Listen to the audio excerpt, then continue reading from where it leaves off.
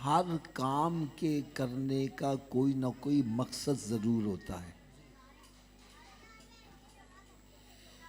वो मकसद अच्छा हो या बुरा हो, कोई भी बंदा काम करता है उसके पीछे कोई ना कोई मकसद जरूर कार फरमा होता है। मसलन एक बंदा शादी करता है, इसके पीछे भी एक मकसद है। एक बंदा घर बनाता है, इसके पीछे भी एक मकसद है। एक बंदा मस्जिद बनाता है, इसके पीछे भी एक मकसद है। मैं आपसे एक सवाल करूंगा कि आप इस महफिल में आए हो, इस महफिल का मकसद क्या है?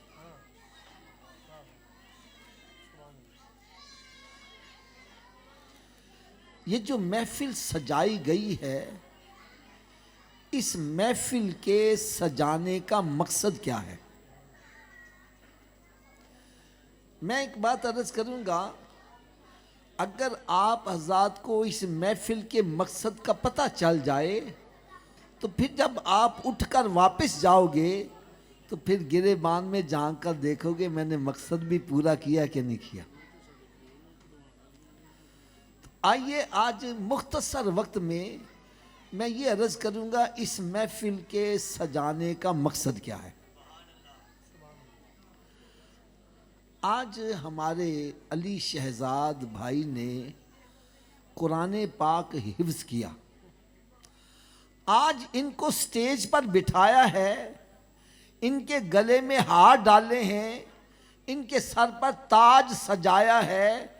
ये काहे के लिए है कि इसके सीने में कुरान आया है तो इसको अजमत और शान ये मिलाई गई है, ताकि हमारे दिलों में भी शौक पैदा हो, हमारा बेटा भी हाफिज़े कुरान बने, इसको भी यही मकाम मिले।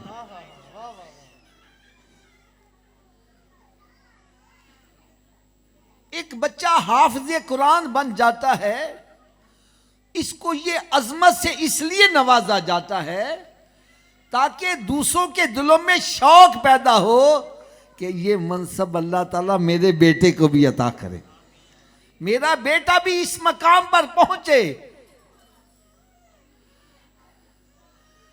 लेकिन एक बात मैं अर्ज कर दूं, जब भी बंदा कोई नेकी का काम करता है तो शैतान रुकावट जरूर डालता है।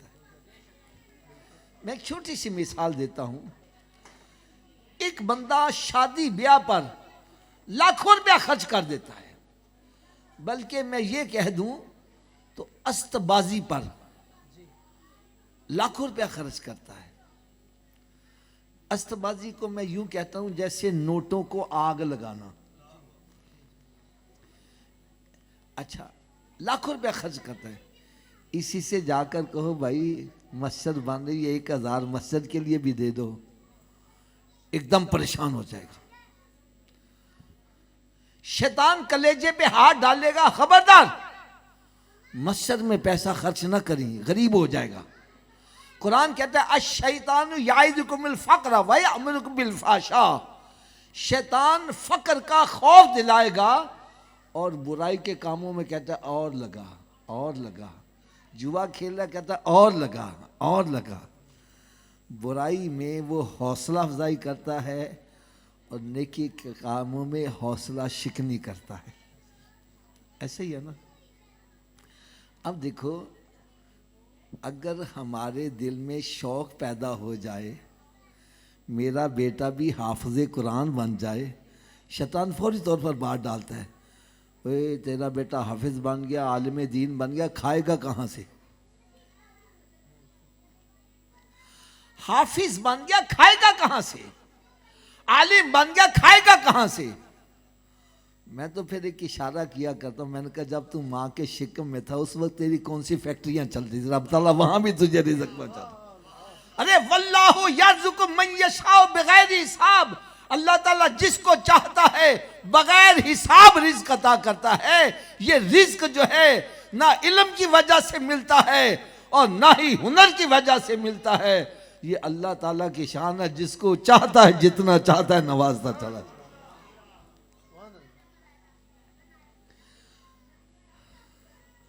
और दूसरी बात, मैं जो पैगाम देने लगा हूँ, बड़ी तवज्जो से, बड़े गौर से सुनिएगा। आज हमारे यहाँ बच्चे की उम्मीद होती है, दिल में ख्वाहिश होती है मेरा बेटा डॉक्टर बन जाए, इंजीनियर बन जाए। खुदारा ये भी दिल में शौक़ पैदा किया करो मेरा बेटा हाफिज़ कुरान भी बन जाए, आलिम दीन भी बने जाए, ये भी कोशिश किया करो। मेरी एक बात जहन में रखना, मैं दुनियावी तालीम का मुखालिफ नहीं हूँ। मैं दुनियावी तालीम का मुखालिफ नहीं हूँ। मैं कहता भाई डॉक्टर भी बनाओ, इंजीनियर बनाओ, हमें सबकी ज़रूरत है, लेकिन मैं चाहता हूँ आपका बेटा डॉक्टर बाद में हो, आज के रसूल पहले होना चाहिए।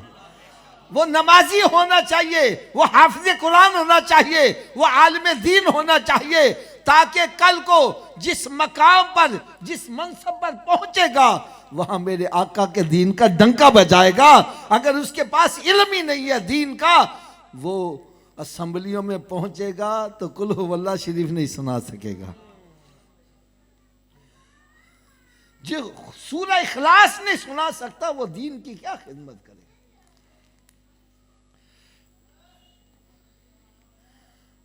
और मैं ये बात दावे से कहने लगा हूं, दावे से कहने लगा हूं,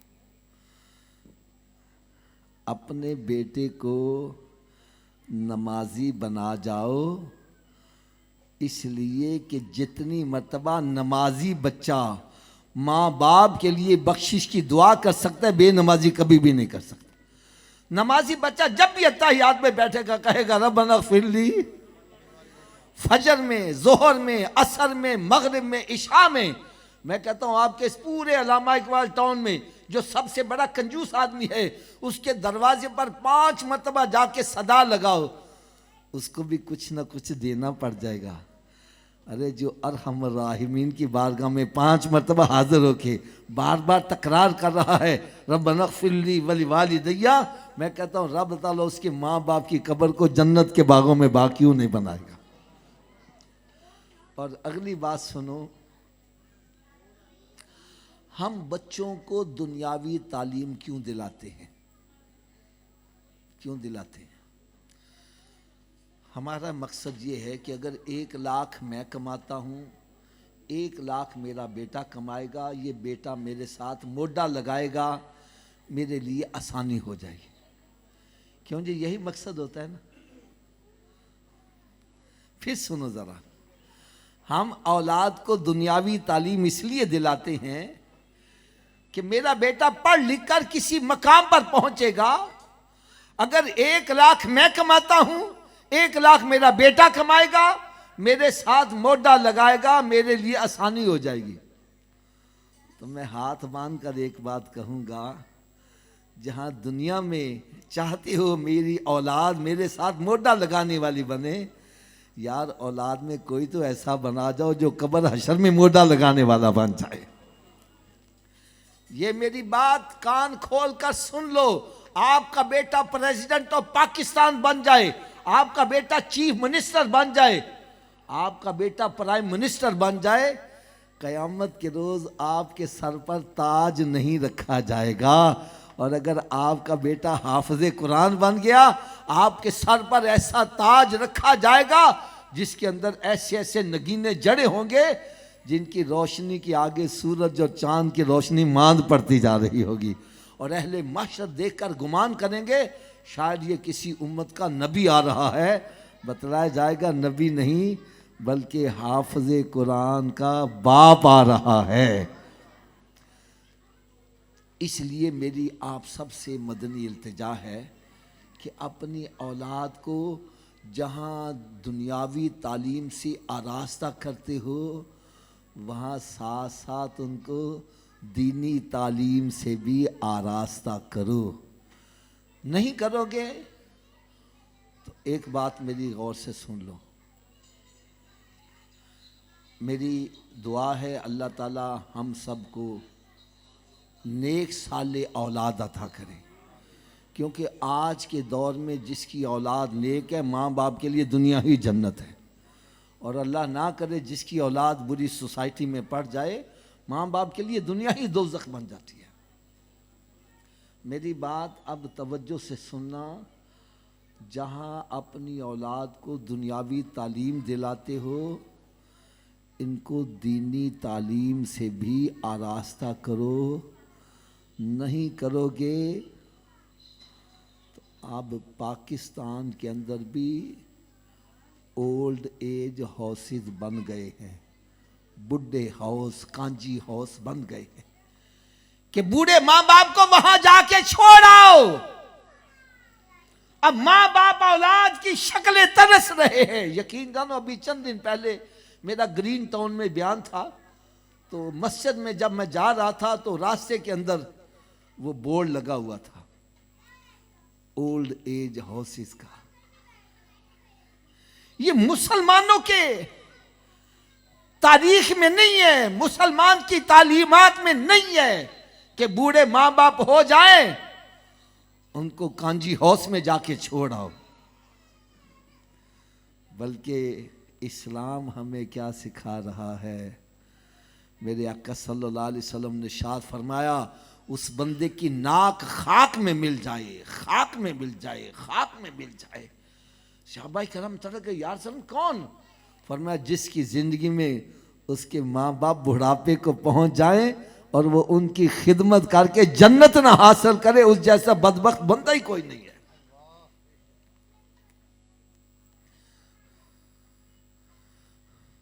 मैं एक छोटा सा इशारा करने लगा हूं। हमारे मलक शहजाद साहब, यूँ समझो जब इस इलाके में आए तो यहाँ ज़मीन बड़ी सस्ती थी, यूँ समझे 1000 रुपये मरला थी। इनके पास पैसे भी थे, लोगों ने कहा ले लो यार, चंगे रहोगे, पैसे कम है बाद में दे देना।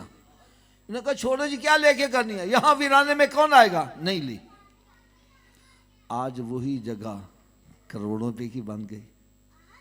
अब ये पछता रहे, हाफिज साहब मेरे हाथ गोल्डन चांस आया और मैंने अवेल नहीं किया।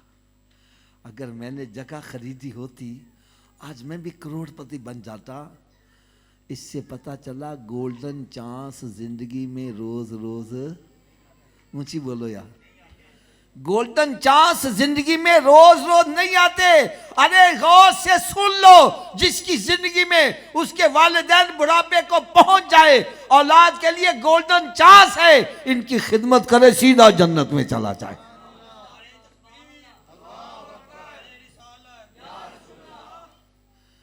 यार माँ बाप की खिदमत करने से इंसान को क्या मिलता है? ये मुझसे नहीं पूछना है तो हजरत मूसा अलैहिस्सलाम से पूछ के देखो। अर्ज कहते हैं, या अल्लाह जन्नत में मेरा पड़ोसी कौन होगा? फलां बाजार में एक कसाई है, वो तेरा पड़ोस। बड़ा रश्क आया कि वो तकवा था नहीं, तकवा परहेजगारी के कितने बुलंद मकाम पर पहुंचा होगा, देखना चाहिए। सुबह सुबह उसकी दुकान पे चले गए, सारा दिन बैठे रहे, कोई चंगा काम नहीं। छुट्टी करके घर जा रहे, अब साथ हो रही है, शायद रास्ते में कोई अच्छा काम देखा, रास्ते में भी कोई अच्छा, यार ये मेरा पड़ोसी बनेगा। खैर जब घर में दाखिल हुआ तो आप भी घर में दाखिल हो गए, देखा इसके माँ बाप बूढ़े हैं, माजूर हैं, इसने इनके मुंह हाथ धुलाए हैं, खाना पकाया, माँ रोटी चबा नहीं सकती थी, इसने अपने मुंह में लुकमा चबा के माँ के मुंह में जब डाला, वो लुकमा जैसे हलक से नीचे उतरा तो माँ कहती है, पुत्रा जा, तुझे जन्नत में रब ताला मूसा अलैहिस्सलाम का पड़ोसी बनाए।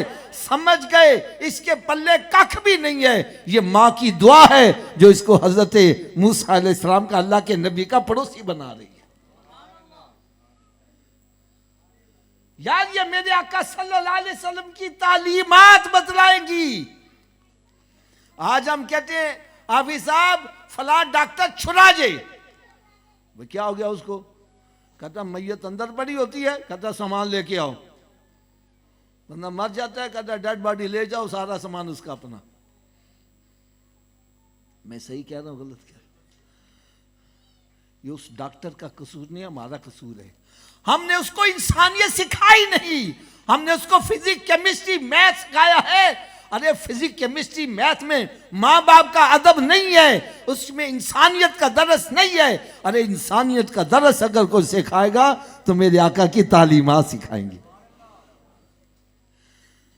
यार इससे आगे मैं क्या बात कहूं? बाबा जी आप 10 लाख रुपया लगा के हज करके आओ, कितने पैसे जी? कोई गारंटी है कबूल है कि नहीं? कोई गारंटी नहीं। घर बार भी छोड़ा, लिबास भी उतारा, एहराम भी बांधा, जंगलों में जाके डेरे लगाए, फिर भी कोई गारंटी नहीं है। और मेरे आका सल्लल्लाहु अलैहि वसल्लम ने इरशाद फरमाया, जिसने अकीदत और मोहब्बत के साथ अपने माँ बाप के चेहरे को एक मर्तबा देखा, रब तआला मकबूल हज का सवाब अता करेगा। अरे माँ बाप को सिर्फ मोहब्बत प्यार से देख लेने से मकबूल हज का सवाब है। अरे जो माँ बाप की खिदमत करते हैं उनको कितना अजर और सवाब मिलता होगा। इसलिए मैं आप सब की खिदमत में हाथ बांध कर अर्ज करूंगा, ये वन वे ट्रैफिक ना चलाओ, वन वे ट्रैफिक ना चलाओ। स्पेशलाइजेशन इन एजुकेशन, इसमें दुनियावी तालीम में स्पेशलाइज है, लेकिन दीन का उसको कोई पता नहीं।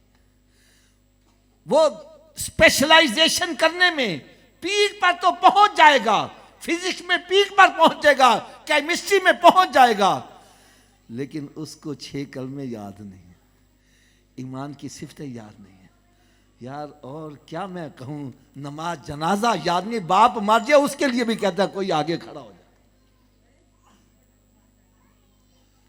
खुदा ना अगर चाहते हो हमारा बुढ़ापा संवर जाए, बुढ़ापे में हमारी औलाद हमारी खिदमत करे, तो ये फिजिक्स नहीं बतलाएगी, ये केमिस्ट्री नहीं बतलाएगी, ये बॉटनी जियोलॉजी नहीं बतलाएगी, ये मैथमेटिक्स नहीं बतलाएगा, ये सिविक्स नहीं बतलाएगी। ये अगर बतलाएगा तो मेरे आका का लाया हुआ दीन ही बतलाएगा।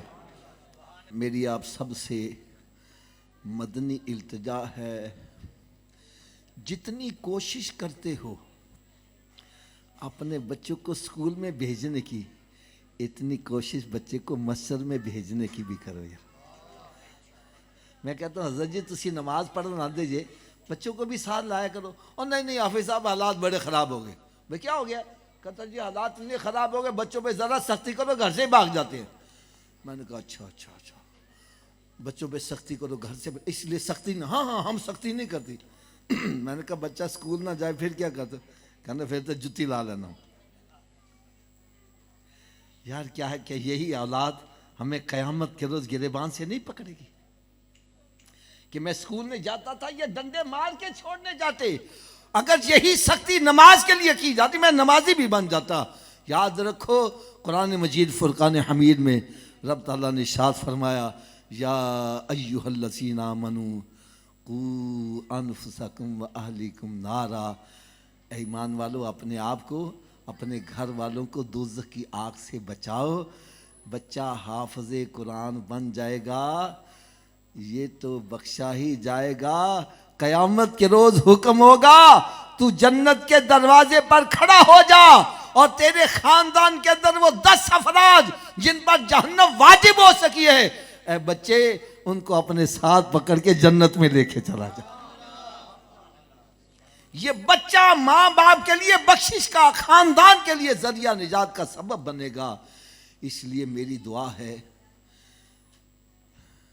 कि इस बच्चे को देखकर हमारे दिलों में भी अल्लाह ताला ये शौक़ पैदा करे। मैं आपको अपनी बात बतलाता हूँ। रावलपिंडी के अंदर ना मेरे मामू के बेटे, उनका नाम हाफिज़ अमीन था। उन्होंने कुरान हिफ़्ज़ किया तो उनकी आमीन हुई, बड़ा एहतमाम किया गया। यकीन जानो उस दिन से मेरे दिल में भी शौक़ पैदा। मैं छोटा सा होता था कि मैं भी हाफ़िज़ कुरान बनूं। अल्लाह ताला ने करम नवाजी की, मैं लगा रहा, BSc के बाद हिफ़्ज़ किया। और मैं उन हज़रात की खिदमत में अर्ज़ करूँगा जो कहते हैं बच्चा हाफ़िज़ कुरान बन गया तो खाएगा कहाँ से। यार इस वक्त अगर पूरी दुनिया में अल्लाह ताला ने मुझे इज़्ज़त दी है तो BSc की वजह से नहीं, कुरान की वजह से इज़्ज़त दी है। और दूसरी मैं आपको यकीन जानो सच्ची बात बतलाऊं, मेरे 2 भाई हैं, दोनों की अपनी फैक्ट्रियां हैं, मिल्लत ट्रैक्टर के वेंडर हैं। यार वो दोनों मेरे मकरूज रहते हैं। राज़िक़ अल्लाह ताला की ज़ात है। वल्लाहु यर्ज़ुक़ु मन यशाओ बग़ैर हिसाब। और औलाद नेक कैसे बनेगी इसका भी मैं नुस्खा बतला दूं। माँ बाप नेक होंगे तो औलाद भी नेक बनती चली जाएगी। अपने घरों में नमाज का एहतमाम करो, कुरान पाक की तिलावत करो। मेरे आका सल्लल्लाहु अलैहि वसल्लम ने इरशाद फरमाया, क़यामत के रोज़ मुसलमान से सबसे पहला सवाल कौन सा होगा? इतनी आवाज़ से बोलो जिनको नहीं पता उनको भी पता चल जाए। एक मरतबा फिर ऊंची आवाज़ से बोलो।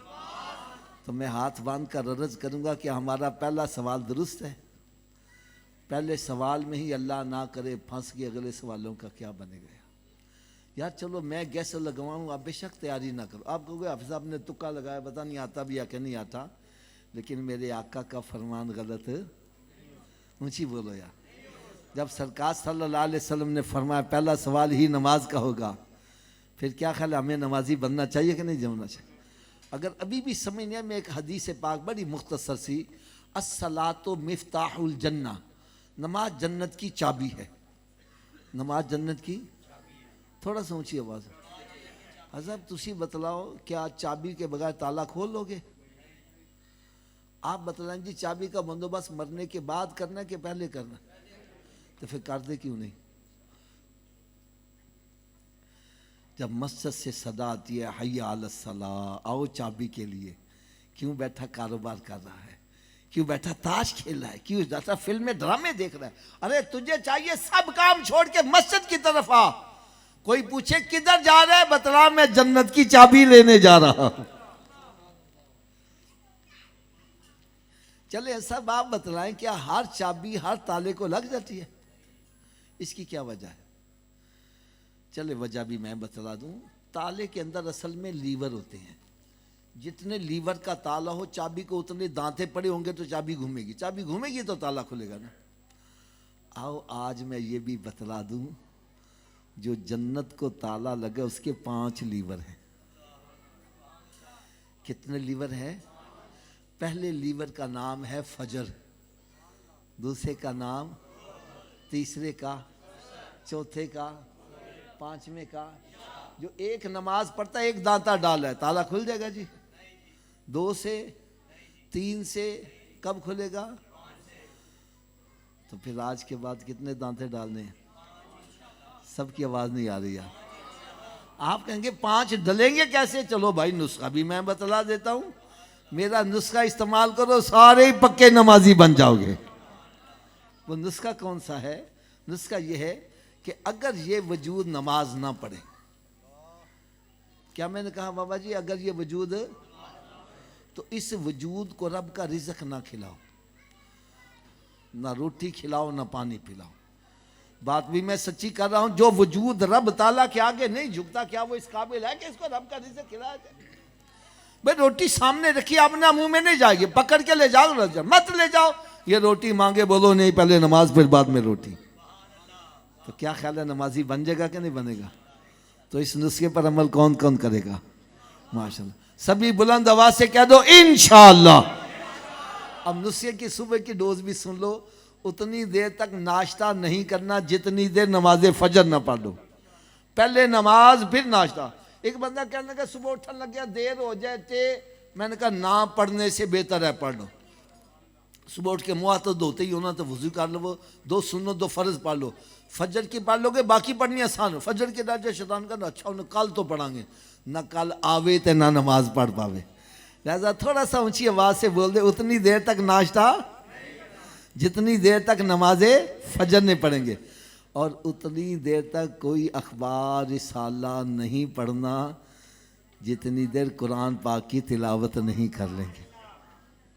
एक बंदा हज़रत जी मेरे पास आया, कहने लगा हाफिज जी मैं बड़ा परेशान हूं। मैंने कहा क्या हो गया? कहने लगा मेरे घर से बीमारी खत्म ही नहीं होती, एक उठता है दूसरा लंबा पड़ जाता है, लड़ाई खत्म ही नहीं होती, बेबरकी इतनी, सारे पैसे कमाते हैं, पैसे का पता ही नहीं जाता कहां से है। हाफिज जी जरा नजर मारो, किसी ने काला तो नहीं जे कर देता। मैंने कहा भाई कुरान पाक घर में पढ़ते हो? कहने लगा जी नहीं। मैंने कहा फिर पीला भी नाल ही हो गया। अरे जिस घर में कुरान न पढ़ा जाए वो घर वीरान है, और वीरान घर पे शैतान कब्जा करेगा, काले पीले सारे चलेंगे। मेरे आका सल्लल्लाहु अलैहि वसल्लम ने इरशाद फरमाया, अपने घरों को कब्रिस्तान मत बनाओ, अपने घरों को वीरान मत करो। अरे घर बंदों से आबाद नहीं होते, घर तिलावत कलाम पाक से आबाद होते। रात की डोज ये है कि उतनी देर तक सोना नहीं जितनी देर 5 नमाजें पूरी ना कर लो। चलो आखिर में एक बात ऐसी सुना जाऊं, आपको सारी जिंदगी मजा ही आता रहे। एक बंदा कहने लगा, हाफिज साहब मेरी तो किस्मत ही फुट गई जी, किस्मत ही उलट गई है। मैंने कहा यार आपको कैसे पता चला? कहने लगा जी मैं जिस कारोबार में हाथ डालता हूँ नुकसान ही होता है, जिसका भला करता हूँ बुरा ही हो जाता है, जिस अच्छे काम में हाथ डालता हूँ वो भी गलत ही हो जाता है। मेरी तो किस्मत ही फुट गई है, किस्मत ही उलट गई है। मैंने कहा भाई उल्टी किस्मत को सीधा करने का भी नुस्खा बतला दूं। क्यों बाबा जी लोड है कि नहीं है? उल्टी किस्मत सीधी कैसी होती है? मैंने कहा भाई एक स्टैंप होती है, देखी होगी आपने, इस स्टैंप को पकड़ के अपने सामने करो, इस पे अल्फाज उल्टे लिखे होते हैं, लेकिन जब यही मोहर ऐसे झुक जाती है तो उल्टे अल्फाज। मैंने कहा तेरी किस्मत उलट गई है, अपनी पेशानी रब की बारगाह में झुका दे, तेरी उल्टी किस्मत सीधी हो जाएगी। ये एक सजदा जिसे तू गिरा समझता है, 1000 सजदों से देता है आदमी को निजात, वमा अलैया इल्लल बला।